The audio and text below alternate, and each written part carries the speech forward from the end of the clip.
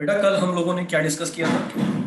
कल हम लोगों ने मनी का मीनिंग, डेफिनेशन और बेसिकली मनी क्या करती है, उसके फंक्शंस क्या है, वो हमने देखे थे। प्लस मनी का इवोल्यूशन कैसे हुआ, मनी की हिस्ट्री, वो हम लोगों ने कल डिस्कस किया था। ठीक है, एक बार जल्दी से अगर मैं कल वाला बच्चों रिमाइंड करूं तो सबको मालूम होना चाहिए। सबसे पहले हमने मनी का मीनिंग पढ़ा था, उसके बाद मनी की डेफिनेशन पढ़ी। डेफिनेशन में क्या था? Money is what money does. Money वो है जो मनी का काम है। जो मनी का काम है, अगर वो कोई करता है तो उसी को हम मनी कहते हैं। अब मनी का काम क्या है बच्चों? चार बेसिक वर्क थे मनी के जो मैंने आपको बताए थे, जिनको फर्दर हम टू कैटेगरीज में बांटेंगे। ठीक है, कौन से चार बेसिक वर्क्स थे जो मनी करती है? सबसे पहला क्या है बच्चों? मनी का सबसे बेसिक काम क्या है? Number one, medium of exchange. Money एक एक्सचेंज का एक मीडियम है। एक्सचेंज मतलब जब आप कोई ट्रांजैक्शन करते हो तो वो ट्रांजैक्शन का जो मीडियम है वो मनी ही होता है। ठीक है, बिना मनी के ट्रांजैक्शन नहीं हो सकता है। ठीक है, तो मीडियम ऑफ एक्सचेंज, एक्सचेंज का मतलब मैंने कल कहा था हमेशा एक ट्रांजैक्शन से लिया जाए, सेलिंग परचेजिंग से लिया जाए, है ना? तो सेल परचेज बिना मनी के पॉसिबल है? नहीं है। ठीक है, तो मनी का पहला काम है मीडियम ऑफ एक्सचेंज, उसकी मदद से ही आप कुछ खरीद सकते हो या बेच सकते हो। दूसरा जो काम था मनी का बेसिक वर्क, वो क्या था बच्चों? Measure of value. कि मनी से ही आपको चीजों की कीमतें पता लगती है, वरना बार्टर सिस्टम में कीमतों का पता लगाना बड़ा मुश्किल था। एक मोबाइल कितने का हो सकता है या फिर एक कार कितने की हो सकती है? अब मनी तो है नहीं, आप कितने का बोलोगे कितने की चीज है? नहीं बोल सकते ना कि ये इतनी इस चीज के बराबर है या फिर ये इतना इन चीजों के बराबर है। बड़ा मुश्किल है बोलना, है ना? तो याद रखें कि मनी का दूसरा काम क्या है? मेजर ऑफ वैल्यू या यूनिट ऑफ वैल्यू, है ना? मतलब एक ऐसा टूल है मनी जिससे हमें चीजों की कीमतें पता लगती है। तीसरा काम क्या था बच्चों मनी का? स्टैंडर्ड ऑफ डेफर्ड पेमेंट्स, बताया था मैंने। डेफर्ड पेमेंट्स का मतलब क्या होता है? फ्यूचर पेमेंट या कॉन्ट्रेक्चुअल पेमेंट्स। जब आप किसी चीज का hand to hand immediate payment ना करके आप ये चाहते हो कि हम इसका पेमेंट करेंगे इन फ्यूचर, ठीक है, तो उसी को कहते हैं हम लोग डेफर्ड पेमेंट। तो डेफर्ड पेमेंट क्या कमोडिटीज के जरिए पॉसिबल था? नहीं था। ये मनी के जरिए ही पॉसिबल है। जब मनी होती है तभी पॉसिबल है कि आप किसी को ये बोल दो कि हाँ मैं इसका पेमेंट फ्यूचर में कर दूंगा, इस ट्रांजेक्शन का पेमेंट हम बाद में कर देंगे। वो पॉसिबल तब है जब मनी होती हो। ठीक है, और लास्ट हमने पढ़ा था store of value. Store of value का मतलब था बच्चों सेविंग। और सेविंग क्या मनी के जरिए ही पॉसिबल है? बिल्कुल। कमोडिटीज के जरिए पॉसिबल नहीं है, क्योंकि बच्चों कमोडिटीज जो है उसको स्टोर करोगे तो कहां तक करोगे? उनकी लिमिट होती है, खराब भी तो होता है, और साथ में स्टोरेज में खर्चा भी आता है, और वो चीजें खराब भी हो जाती है ना? तो पॉसिबल नहीं है। मनी को स्टोर करना और सेव करना पॉसिबल है, और कैरी करना भी पॉसिबल है। ठीक है, अगर आप कहीं घूमने जाते हो तो क्या आप अपने जो कमोडिटीज का बिजनेस करते हो उसको लेके जाओगे क्या? नहीं, आप मनी को लेके जाओगे, है ना? तो याद रखना कि बड़ा मुश्किल है बिना मनी के सेविंग करना। ठीक है, तो चार बेसिक वर्क है, फटाफट बोलो। पहला कौन सा था? Medium of exchange. दूसरा वर्क कौन सा है मनी का? Store of, sorry, measure of unit. ठीक है, या मेजरमेंट यूनिट जिसको आप कह सकते हो, मेजर ऑफ वैल्यू। तीसरा था बच्चों standard of deferred payments. And last था स्टोर ऑफ वैल्यू। ठीक है, स्टोर ऑफ वैल्यू को हम फंक्शन के नाम से भी याद रख सकते हैं। ठीक है, ये चार मनी के बेसिक वर्क्स थे, हम सबको अच्छे से याद होना चाहिए। ठीक है, उसके बाद बच्चों हम लोगों ने हिस्ट्री पढ़ी थी। और हिस्ट्री में अगर मैं तुमको जल्दी से रिमाइंड कराऊं, सबसे पहले सबसे पुराने जमाने में क्या चला करता था बच्चों? सबसे पहले बार्टर सिस्टम चला करता था। बार्टर सिस्टम के बाद क्या आया चलन में? कमोडिटी मनी, जिसमें कुछ सेवरल कॉमनली डिमांडेड थिंग्स या कॉमनली डिमांडेड कमोडिटीज को एज अ मनी डिक्लेयर कर दिया गया, और जो भी अदला बदली के ट्रांजेक्शन होंगे वो इन्हीं कमोडिटीज के बदले में होंगे, ऐसा डिक्लेयर कर दिया जाता था। उसको कहते थे कमोडिटी मनी। तीसरा था मेटेलिक मनी, जिसमें सारे metals including gold and silver भी आ गए। लेकिन पहले चलन में गोल्ड एंड सिल्वर आए थे बच्चों, ये सबको याद रखना। पहले चलन में जो आए थे वो थे गोल्ड एंड सिल्वर, उसके बाद बाकी मेटल्स के। अच्छा, किसी को मालूम है कि ये जो तांबे के सिक्के चलन में आए थे, कॉपर के कॉइन्स, वो पहली बार कब आए थे? जनरल नॉलेज की बात है, किसी को पता है? नहीं पता? Sir during the Mughal time. बिल्कुल नहीं, मुगल्स तो नहीं बोल सकते, लेकिन जो तुगलक जो एम्पायर था, नाम सुना होगा तुम लोगों ने, तुगलक एम्पायर था, वो दिल्ली में रूल करते थे। तो वो जो तुगलक्स थे वो तुगलक्स लेके आए थे सबसे पहले कॉपर कॉइन को, है ना, जहां तक मेरी नॉलेज है इसको हिस्ट्री को लेके, है ना। तो जो कॉपर कॉइन पहली बार चलन में आया था वो तुगलक्स के टाइम पे आया, उसके बाद टाइम टू टाइम ये चेंज होता रहा, है ना। और अभी जो चलन में है वो एलॉय के कॉइन्स चलन में है। उसके बाद बच्चों पेपर मनी चलन में है। पेपर मनी मतलब करेंसी नोट्स, हम जानते हैं करेंसी नोट्स होते हैं। उसके बाद चलन में क्या आया बच्चों, उसके बाद प्लास्टिक मनी, क्रेडिट मनी, है ना, ये दो चलन में है। और सबसे लेटेस्ट क्या है बच्चों, क्रिप्टो करेंसी। बस इतना सा याद रखना है, ज्यादा डिटेल में इसमें नहीं घुसूंगा, ठीक है। अब हम आज आगे बढ़ जाते हैं, मैंने कल का रिवाइंड करवा दिया तुम्हें, मीनिंग, डेफिनेशन, वर्क्स और साथ ही साथ इवोल्यूशन या हिस्ट्री, वो हम पढ़ चुके थे। आज बच्चों हम आगे बढ़ने वाले हैं और आज हम पढ़ने वाले हैं बार्टर सिस्टम। बहुत इंपॉर्टेंट है, ठीक है, इसलिए सब लोग ध्यान से देखना। बार्टर सिस्टम क्या होता है, एक मिनट बच्चों, जरा एक बार पार्टिसिपेंट्स में चेक करो और मुझे बता दो एक बार कौन नहीं है क्लास में, फटाफट से, फास्ट, ताकि मैं नाम लिख लूं उनके। प्राइवेट चैट में बताना मेरे को।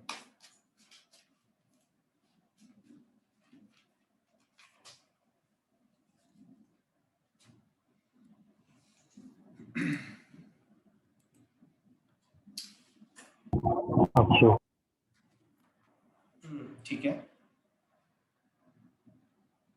और फटाफट फटाफट फिर आगे बढ़ना है हमको, जल्दी बताओ कौन नहीं है अभी क्लास में। एक बार, एक हिमांशु नहीं है, उसने तो कह दिया था फीवर है उसको। और कोई, भवदीप तो था क्लास में, अभी नहीं है क्या, जहां तक मेरे को याद है भवदीप तो था क्लास में, नहीं है, वो आके चला गया भवदीप, ठीक है। और कौन है बच्चों जो मिसिंग है, एक बार जरा चेक करो।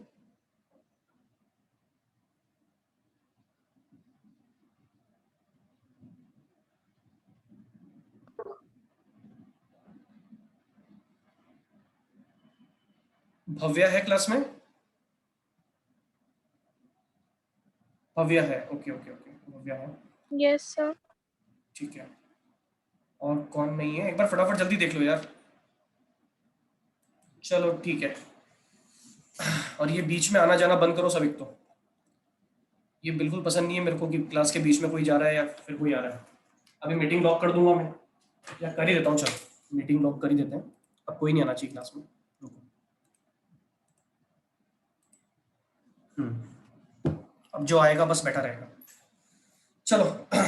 बार्टर सिस्टम क्या होता है बच्चों, ध्यान से देखो। बार्टर सिस्टम का मतलब है अदला बदली का सिस्टम, जिसमें अगर आपको कोई चीज चाहिए तो आपको बदले में मनी नहीं देनी है, आपको कुछ चीज जो आपके पास अवेलेबल है वो आपको सामने वाले को देनी है, लेकिन सामने वाले की वो चीज लेने की इच्छा भी होनी चाहिए, और जो चीज आपको चाहिए वो सामने वाले के पास अवेलेबल होनी चाहिए। मतलब कमोडिटी के बदले में कमोडिटी, ओके। आपके पास एक कमोडिटी है, सब लोग ध्यान सुनना, मेरे पास एक कमोडिटी है जिसकी मुझे जरूरत नहीं है, सामने वाले के पास एक कमोडिटी है जिसकी उसको जरूरत नहीं है, और जो जिन चीजों की हमें एक दूसरे को जरूरत नहीं है उन चीजों की दूसरे बंदे को जरूरत है, ठीक है। जिस चीज की जरूरत मुझे नहीं है उसकी जरूरत सामने वाले को है, और जिस चीज की जरूरत सामने वाले को नहीं है उसकी मुझे जरूरत है। तो हम क्या करते हैं कि हमारे पास जो चीज ज्यादा है वो हम सामने वाले को ऑफर कर देते हैं कि यार ये चीज हमारे पास ज्यादा है, आप ले लोगे और बदले में मुझे जो आपके पास ज्यादा है वो दे दोगे। अगर सामने वाला राजी हो जाता है तो हमारे बीच में एक बार्टर ट्रांजेक्शन हो जाता है। तो बार्टर ट्रांजेक्शन क्या होता है या बार्टर एक्सचेंज क्या होता है, जिसमें किसी चीज के बदले में कोई चीज दी जाती है। आपको पिक्चर में दिख रहा होगा बच्चों, है ना, जैसे राइट हैंड साइड में जो दिख रहा होगा उसमें ये है कि फूड ग्रेन दे करके आप टमाटर ले रहे हो किसी से, है ना। मतलब सामने वाले के पास जो फूड ग्रेन दे रहा है उसके पास फूड ग्रेन ज्यादा है, और जो टमाटर आपको दे रहा है उसके पास टमाटर ज्यादा है, उसको फूड ग्रेन की जरूरत है और लेने वाले को टमाटर की जरूरत है। तो जिसके पास जो नहीं है वो सामने वाले से ले लेता है, और जो खुद के पास ज्यादा है वो सामने वाले को दे देता है। इसी को कहते हैं बार्टर सिस्टम। लेकिन बार्टर सिस्टम बहुत सारी डेफिशिएंसीज के साथ आता है, ये ध्यान रखना। क्योंकि मुझे बता देना बच्चों, यस और नो में आंसर देना, क्या ये इतना आसान है, क्या ये इतना इजी है ऐसे इंसान को ढूंढ पाना जिसको एग्जैक्टली वो चाहिए जो आपके पास ज्यादा है, और वो चीज आपको देने को तैयार हो जो आपके पास नहीं है। क्या उस इंसान को नो ढूंढना इतना आसान है? यस और नो? No sir. नहीं, नो सर। बहुत मुश्किल है। उस व्यक्ति को ढूंढना बहुत मुश्किल है। याद रखें कि ऐसे इंसान को तलाशना जिसकी वांट्स आपकी वांट्स से मेल, या फिर बोल सकते हैं हम कि मेल खाती हो या मैच करती हो, ऐसे बंदे को ढूंढना बहुत मुश्किल होता है ना। और अभी हम पढ़ने वाले हैं कि एक डेफिशिएंसी होती है। ठीक है, तो पहले थोड़ी बार्टर सिस्टम की एक जनरल नॉलेज हम ले लेते हैं कि बार्टर सिस्टम क्या होता है। पढ़ो भाई क्या लिखा है। Barter system of exchange is a system in which goods are exchanged for goods. याद रखें, गुड्स के बदले में गुड्स का ट्रांजैक्शन जब होता है तो उसी को हम कहते हैं बार्टर सिस्टम। ठीक है, देने वाला भी गुड्स दे रहा है और लेने वाला भी गुड्स ले रहा है ना। एक हाथ से एक सामान दो, दूसरे हाथ से दूसरा सामान लो। ठीक है, गुड्स के बदले में गुड्स, है ना, कमोडिटी के बदले में कमोडिटी। मनी का कोई एग्जिस्टेंस नहीं है। In the beginning of civilization human needs were simple and limited. बच्चों तुम्हें याद होगा पुराने जमाने में लोग लालची नहीं होते थे, और पुराने जमाने के लोगों की जो नीड्स है, जो रिक्वायरमेंट्स है, जो वांट्स हैं, वो भी बहुत ज्यादा अनलिमिटेड नहीं होती थी, लिमिटेड थी। लोगों को जिंदगी जीने के लिए जो चाहिए था वो आज के तुलना में काफी कम चाहिए था, है ना। और लोग अपना जिंदगी बहुत आसानी से जी लिया करते थे बिना किसी तकलीफ के। तो जब आपकी वांट्स लिमिटेड हो, जब आपकी लाइफ बहुत सिंपल हो, तो आपको जब 50 चीजों की जरूरत नहीं होती ना, तो फिर मनी की रिक्वायरमेंट भी नहीं होती। और उस टाइम ये जो सिस्टम चलन में आया ये काफी रेलेवेंट था उस टाइम के अकॉर्डिंग। क्यों? क्योंकि उस टाइम आपको जिंदगी जीने के लिए काफी कम चीजें चाहिए यार, और वो जो चीजें आपको चाहिए वो बहुत आसानी से आपको मिल जाएगी कमोडिटीज दे करके, है ना। तो जनरली उस टाइम फूड ग्रेन चला करता था कि आप फूड ग्रेन दो और सामने वाले से जो आपको चाहिए वो ले लो। आप राइस दे दो, वीट दे दो, मिल्क दे दो, और बदले में जो आपको चाहिए वो ले लो, है ना। तो याद रखें कि शुरुआत में ये एक क्वेश्चन बन सकता है छोटा सा कि भाई बार्टर सिस्टम आखिरकार रेलेवेंट क्यों था। तो बच्चों बार्टर सिस्टम रेलेवेंट इसलिए था क्योंकि उस टाइम लोगों की जो नीड्स है वो लिमिटेड थी और लाइफ काफी सिंपल थी। People use to exchange goods with each other to satisfy their wants. लोग आपस में गुड्स की ही अदला बदली कर लिया करते थे। भाई तेरे को जरूरत है तू ले ले यार, और मुझे इसकी जरूरत है तू मेरे को ये दे दे। हो गया काम दोनों का, पैसे की जरूरत क्या है ना। इसी को कहते हैं बार्टर सिस्टम। अगला, an economy where there is direct barter of goods and services is called barter economy, या फिर सीसी इकोनॉमी भी कहते हैं। सीसी का मतलब है कमोडिटी टू कमोडिटी इकोनॉमी। याद रखना क्या कह सकते हैं इसको, commodity to commodity economy, C C economy कहते हैं इसको। ठीक है, तो जिस इकोनॉमी में बार्टर सिस्टम एग्जिस्ट करता है उसको कहते हैं बार्टर इकोनॉमी या सीसी इकोनॉमी। नॉलेज की बात है, याद रखें। ठीक है, next point, barter system can work when there exist double coincidence of wants। याद रखना ये सबसे इंपॉर्टेंट पॉइंट है। बार्टर पॉसिबल कब है बच्चों, ये मैं आपको समझा चुका हूं। बार्टर पॉसिबल तब है, देखो अगर मेरे पास 1 किलो गेहूं है, 1 किलो वीट मेरे पास है, और मैं सामने वाले से लेना चाहता हूं कोई भी कमोडिटी ले लो, 1 लीटर मिल्क लेना चाहता हूं, है ना। 1 kg वीट के बदले में 1 लीटर मिल्क मैं सामने वाले से लेना चाहता हूं। अब मेरे को ये बताओ कि मुझे वांट किस चीज की है, मिल्क की। मुझे मिल्क की वांट है, तो सामने वाले को वीट की वांट होनी चाहिए ना, यस और नो, तभी जाके ट्रांजैक्शन हो सकता है, यस और नो। Yes sir. जिस चीज की आपको जरूरत नहीं है ना, Yes, उसकी sir. जरूरत सामने वाले को होनी चाहिए, ये ध्यान रखना। जिस चीज की जरूरत आपको नहीं है ना, उसकी जरूरत सामने वाले को होनी चाहिए, और सामने वाले को जिस चीज की जरूरत नहीं है उसकी जरूरत हमें होनी चाहिए। हमारी वांट्स जो है वो सामने वाले के पास हो, नंबर 1 चीज, और उसे उस चीज की जरूरत ना हो, तब तो हमें वो देगा। और जो हमारे पास चीज है जिसकी हमें जरूरत नहीं है वो सामने वाला लेने को तैयार भी हो, रेडी भी हो। ये कहलाता है डबल कोइंसिडेंस ऑफ वांट्स, कि दोनों की इच्छाएं मेल खानी चाहिए, दोनों की इच्छाएं मैच हो जानी चाहिए, सामने वाला देने को और आप लेने को तैयार हो जाने चाहिए हो। ऐसा पॉसिबल है क्या? बहुत मुश्किल है ना। और ऐसे लोगों को ढूंढना काफी मुश्किल है, लेकिन हाँ उस टाइम बच्चों ये सिस्टम बना हुआ था, है ना। और सिस्टम अगर तुम आज के कॉन्टेक्स्ट में देखोगे तो लिटरली ये दूर दूर तक पॉसिबल ही नहीं है, क्योंकि कमोडिटीज ही इतनी है।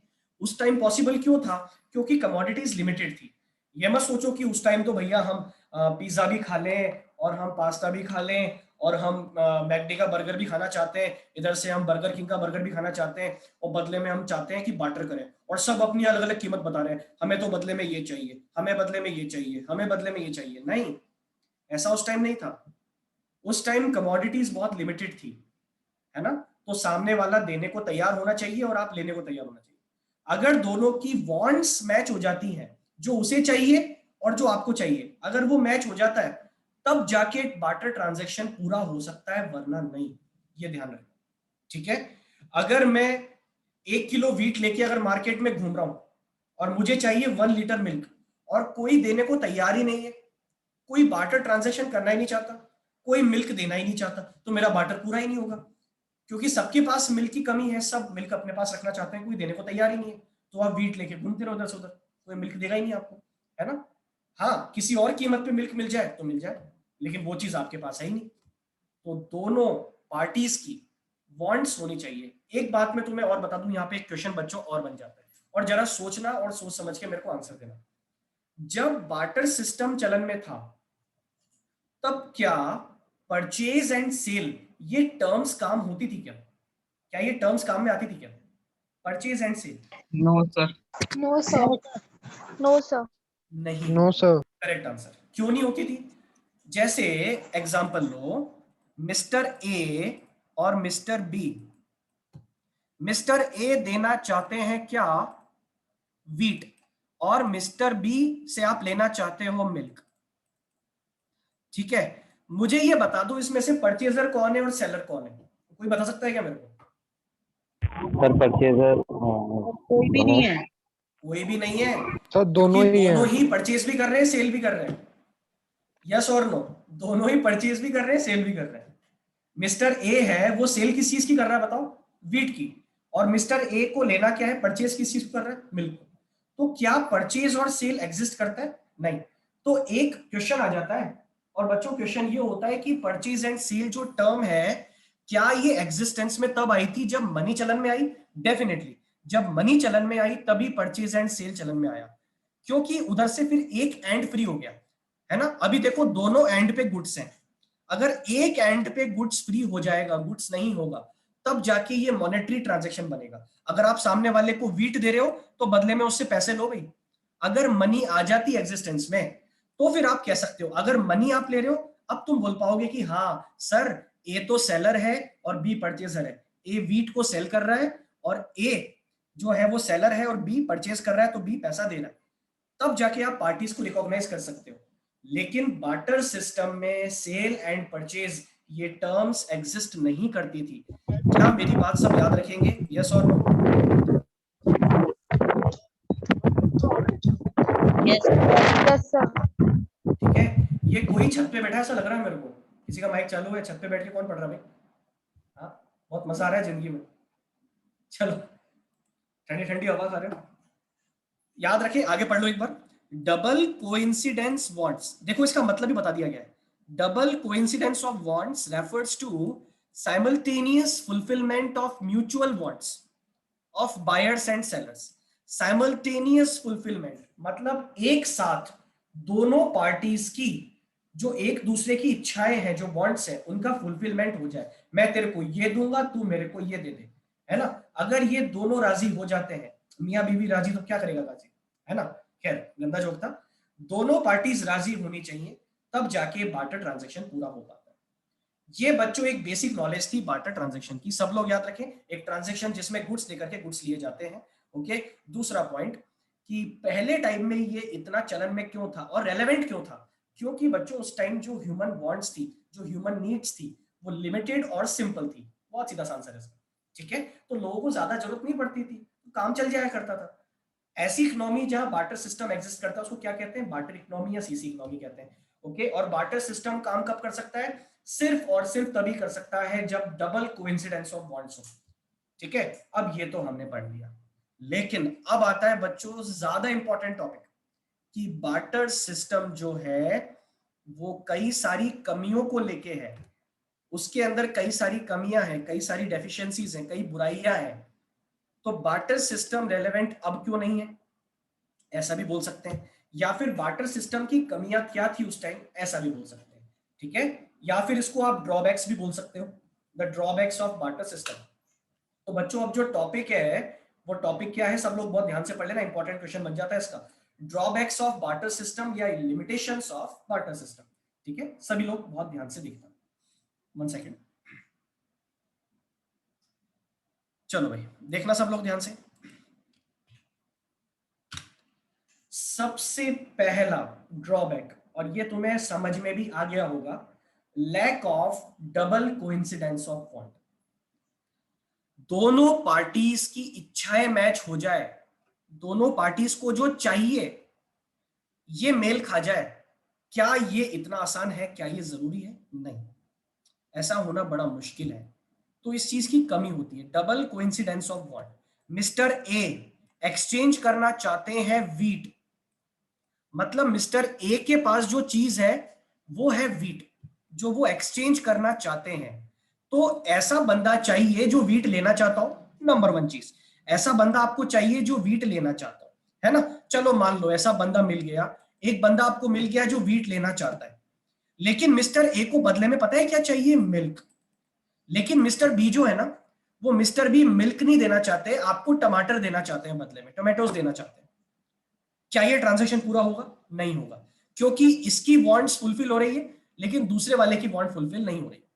ठीक है, दोनों की वांट्स फुलफिल हो।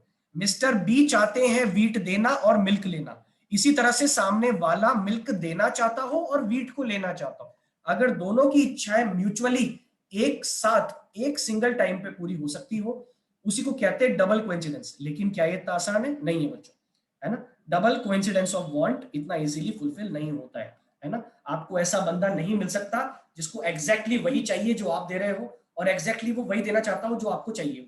ठीक है, पढ़ो, बहुत अच्छा पॉइंट है, सबको समझ में आना चाहिए।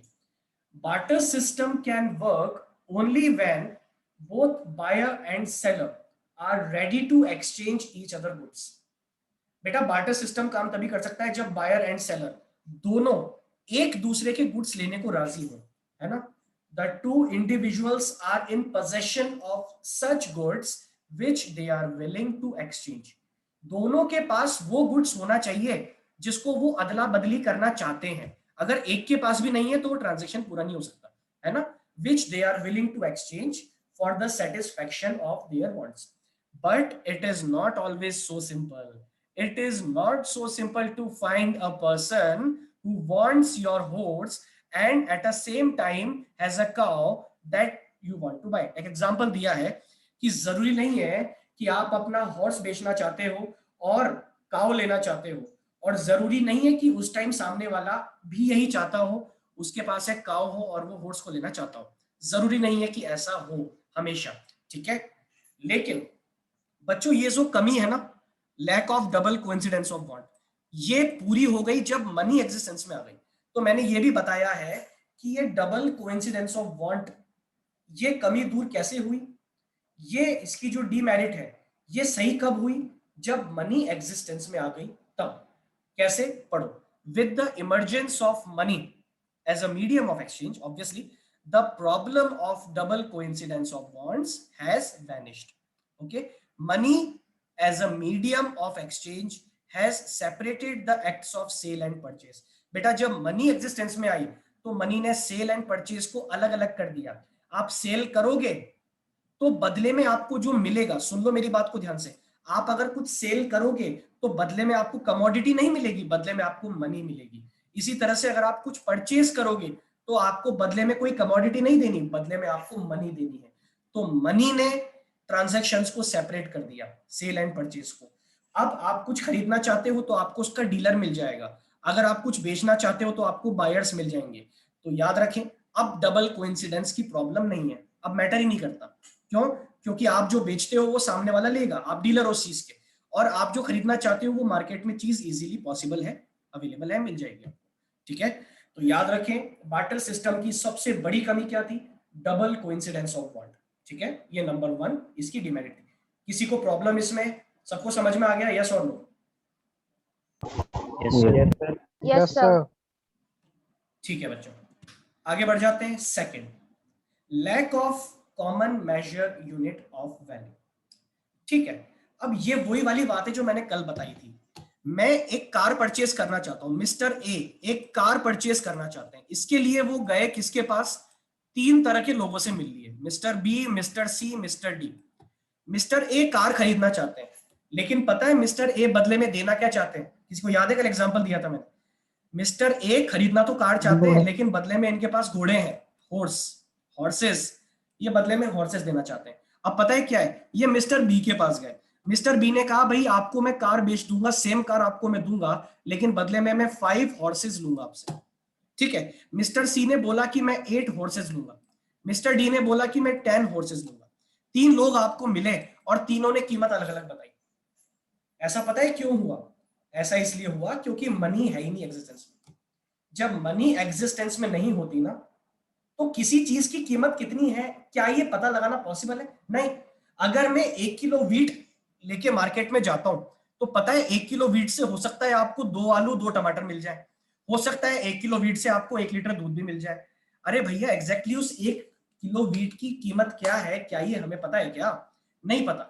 उसकी कीमत कितनी है, दाने दाने की कीमत क्या है, हमें नहीं पता। लेकिन क्या आज की तारीख में जब मनी है तब पता है? हाँ डेफिनेटली आपको पता है। आप बोल सकते हो 1 kg जो वीट है वो हमें मिलता है 30 या 35 रुपीज का। आप बोल सकते हो ये चीज। और 35 रुपीज की वैल्यू आपको पता है कि 35 हम कहाँ खर्च कर सकते हैं और 35 में हम क्या खरीद सकते हैं। ये तुम बहुत आसानी से बोल सकते हो बच्चों, है ना? लेकिन क्या बार्टर सिस्टम में चीजों की कीमत लगाना आसान था? आसान नहीं बोलूंगा मैं, पॉसिबल बोलूंगा। क्या पॉसिबल था चीजों की कीमत पता लगाना? नहीं था। भाई कार की कीमत कितनी है? 5 घोड़ों के बराबर है, 8 घोड़ों के बराबर या 10 घोड़ों के बराबर है? हमें पता है क्या? नहीं पता। सब अलग अलग बता रहे हैं, हम क्या कीमत माने? हमें पता ही नहीं है। ठीक है। तो याद रखें उस टाइम ये एक प्रॉब्लम थी, चीजों की कीमत पता लगाना बड़ा मुश्किल था। एक कीमत अगर आप निकालते हो तो वो वेरी कर सकती है। किसके साथ वेरी कर सकती है? डीलर्स के साथ वेरी कर सकती है। किसी और के पास जाओगे तो हो सकता है कीमत चेंज हो जाए, है ना? तो बार्टर सिस्टम की कमी ये थी कि हमें कीमत का पता ही नहीं है। कोई भी कुछ भी लेके कुछ भी दे देगा, बस दोनों सामने वाले राजी होने चाहिए, दोनों पार्टी राजी होनी चाहिए, है ना? पढ़ो क्या लिखा है। बहुत इजी एग्जांपल देके मैंने समझाया बच्चों, इसको एक बारे में समझ में आ जाएगा। What is the value of your car? आपकी कार की वैल्यू क्या है? आपका रिप्लाई होगा बच्चों 5 लाख रुपए, है ना? ऐसा कोई रिप्लाई हो सकता है। लेकिन जब बार्टर सिस्टम था तब क्या बोलोगे? कार की वैल्यू क्या है? 10 घोड़े, 8 घोड़े, है? क्या बोलोगे? सामने वाला जो देगा। अभी आप कार लेते हो तो उसको क्या देते हो? पैसे देते हो। लेकिन आप उस टाइम जब कार लेते थे तब क्या देते थे? वही कमोडिटी। तो क्या वो कमोडिटी में बोलोगे कि एक कार है 10 घोड़ों के बराबर की, या एक कार है 8 घोड़ों के बराबर की? Certainly not. Under such a system, your car would be the valued in terms of horses, cows, buffaloes. Simply because there is no money. क्योंकि कोई पैसा है ही नहीं, है ना? और a common unit of value, या फिर कोई कॉमन यूनिट ऑफ वैल्यू है ही नहीं। अशर्फियां चलती थी, कौड़ियां चलती थी, तब भी हम बोल सकते थे कि चलो कोई एक वैल्यू है जिसकी मदद से हम कीमत बता सकते हैं। लेकिन जब बार्टर सिस्टम था तब तो कीमत बताना पॉसिबल ही नहीं था बच्चों। Hence, in barter system, all commodities are not of equal value, and there is no common measure unit of value of goods and services in which exchange ratios can be expressed. Barter system में कोई equal value नहीं थी, okay? और साथ ही साथ एक ऐसी कोई मेजरमेंट की यूनिट भी नहीं थी, जैसे आज है रुपीज, डॉलर्स। उस टाइम कोई यूनिट नहीं थी जिससे आप गुड्स एंड सर्विसेज की वैल्यू निकाल सको कि ये गुड्स कितने का है, ये सर्विस कितने की है ना? अगर तुम लोगों ने बच्चों अगर सुना हो, कोई अगर गांव से बिलोंग करता हो, विलेज से, तो अगर अपने पेरेंट्स से पूछना एक बार, ये चीज मैंने खुद ने देखी है कि पहले के जमाने में क्या हुआ करता था कि गांव में जब नाई आते थे ना बाल काटने के लिए, जो बाबर्स होते थे, अभी तो हम जाते हैं नाई के यहाँ बाल काटने, लेकिन पहले के जमाने में पता है नाई घर पे आया करता था बाल काटने, है ना? और बदले में पता है क्या देते थे? वो आपके बाल काट जाएगा, बदले में उसको खाना दिया जाता था। बदले में आप उसको फूड दे दिया करते थे। वो जितना बोलता था, सर वो आज 7 भी रोटी, होता 8 है। रोटी, 10 रोटी। हाँ डेफिनेटली आज भी होता होगा कई गाँव में। सर गेहूं गेहूं भी ले लेते थे, डेफिनेटली गेहूं भी लेते थे। इसी तरह से जो कुम्हार होते हैं ना, या फिर हम बोल सकते हैं जो घड़े बनाते हैं, जो मटकियां वगैरह बनाते हैं, जब शादियां वगैरह होती थी, आज तो चलो ये शादी वगैरह होने पर क्या होता है कि हम इनको पैसे वगैरह देते हैं। जब पुराने समय में जब गांव होते हैं, एक सेकेंड, नेटवर्क इशू। पुराने समय में गांव में जब शादियां हुआ करती थी ना बच्चों, तो वो जो कुम्हार होते थे ना, उन कुम्हारों को क्या दिया जाता था, पॉटर्स को क्या दिया जाता था, उनको कपड़े दिए जाते थे, प्लस साथ में उनको और उनकी पूरी फैमिली को खाना खिलाया जाता था, और वो उसी में मान जाते थे। ठीक है, तो हर टाइम की वैल्यू है। लेकिन क्या उस टाइम आप ही बता सकते हो कि जो नाई आपके बाल काटने आ रहा है वो कितने रुपए के बाल काटे उसने, या फिर जो आपको कुम्हार आपको घड़े बेच रहा है या फिर मटकियां बेच रहा है वो कितने रुपए की बेच रहा है? क्या आप बता सकते हो? नहीं बता सकते, क्योंकि वो बार्टर है, वो प्योर बार्टर सिस्टम है। ये पुराने समय में गांव में चला करता था, सिस्टम था, है ना? तो याद रखें, आज भी कई जगह चलता है सिस्टम ये। तो बार्टर सिस्टम बुरा नहीं है, लेकिन उसकी एक कमी है कि आपको चीजों की कीमतें नहीं पता, गुड्स एंड सर्विसेज दोनों की कीमतें नहीं पता, एक्सचेंज रेशियोज हमें नहीं पता, हम क्या बोले। लेकिन बच्चों ये चीज दूर हो गई जब मनी चलन में आई। Evolution of money has given us a common unit of value. अब आपको पता है, अगर आप बाल कटवाओगे, अगर आप हेयर कट लोगे एक बार्बर से, तो बदले में आपको भैया 150 रुपीज देने पड़ेंगे। आपको अब मालूम है, आप जानते हो ये चीज, 150 रुपीज की वैल्यू आपको पता है। क्यों? क्योंकि मनी है, मनी के बिना पॉसिबल नहीं है। ठीक है, आगे बढ़ जाते हैं। अच्छा, सेकंड पॉइंट समझ में आ गया सबको? यस और no? Yes, sir. Yes sir. Okay, lack of common measure, इसका मतलब कि भैया चीजों की कीमतें हमें पता नहीं होती है बार्टर सिस्टम में, बस सीधी सी बात है। ठीक है, तीसरा, lack of standard of deferred payments. ये मैंने बताया भी था और बहुत कॉमन सेंस वाली बात है। अरे भैया, जब बार्टर सिस्टम चल रहा है तो क्या फ्यूचर पेमेंट कर सकते हो? अदला बदली करने जा रहे हो, है ना? आप 1 लीटर दूध अपने हाथ में लेके जा रहे हो और सामने वाले से बोल रहे हो हमें चाहिए 1 kg राइस। अब 1 kg राइस आपको दे देगा वो, लेकिन आप उसको दूध की बोतल दिखा के बोलो कि भाई साहब ये दूध की बोतल है, प्लीज मेरे अभी काम आने वाली है, आप प्लीज अभी मत लो, मैं आपको 1 महीने बाद दूध की बोतल दूंगा। क्या सामने वाला राजी हो जाएगा? नहीं होगा, पॉसिबल ही नहीं है। क्यों नहीं है? क्योंकि ये चीज ऐसी है जो खराब भी हो सकती है, प्लस ये एक फेयर वैल्यू होना चाहिए, जो कि फेयर वैल्यूज बार्टर में होती नहीं है। प्लस तीसरा, कि सामने वाला उसके लिए राजी होना चाहिए, जो कि हो नहीं सकता है वो, ये पक्की बात है। ना तो सामने वाला राजी हो सकता है, और वो चीजें खराब भी हो सकती है ना? और एग्जैक्टली एक रीजन और है बच्चों इसका, कि ये मान के चलो कि उस प्राइस में चेंज भी हो सकता है। जो चीज आप सामने वाले को दिखा रहे हो कि देखो ये 1 लीटर दूध है जो मैं आपको दूंगा 1 महीने बाद, क्या उसकी प्राइस आगे पीछे या ऊपर नीचे नहीं हो सकती? क्या डेफिनेटली हो सकती है, उसकी प्राइस में चेंजेस हो सकते हैं, है ना? प्राइस में चेंज जब हो सकते हैं तो ये मान के चलो कि बार्टर सिस्टम में फ्यूचर पेमेंट पॉसिबल नहीं है। ठीक है, पढ़ते हैं एक बार, बात समझ में आ जाएगी। Under barter system, contracts involving future payments can not take place. Future payments या कॉन्ट्रेक्चुअल पेमेंट्स जो होते हैं वो नहीं हो सकते। क्यों नहीं हो सकते बच्चों? 3 रीजन है इसके। कौन कौन से 3 रीजन है? फटाफट से सब लोग पढ़ लेंगे और लर्न भी कर लेंगे। The borrower may not be able to arrange goods of exactly same quality at the time of repayment. आप अभी जो सामने वाले को झुंझुना दिखा रहे हो, आप अभी सामने वाले को दिखा रहे हो, देख लो ये चीज मैं आपको दूंगा 1 महीने के बाद, क्या उस चीज की क्वालिटी मेंटेन करके रखना 1 महीने तक पॉसिबल है? नहीं। क्या 1 महीने बाद आप उसको सेम क्वालिटी की चीज दोगे, इस बात की गारंटी है? नहीं है।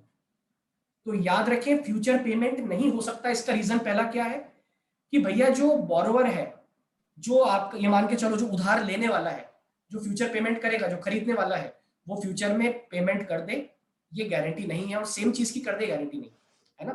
अच्छा बच्चों, मीटिंग खत्म होने वाली है, सब लोग फटाफट से आ जाएं, 2 रीजन और बच्चे उनको पढ़ के फिनिश करेंगे। फटाफट आ जाओ सब लोग, रिज्वाइन कर लें।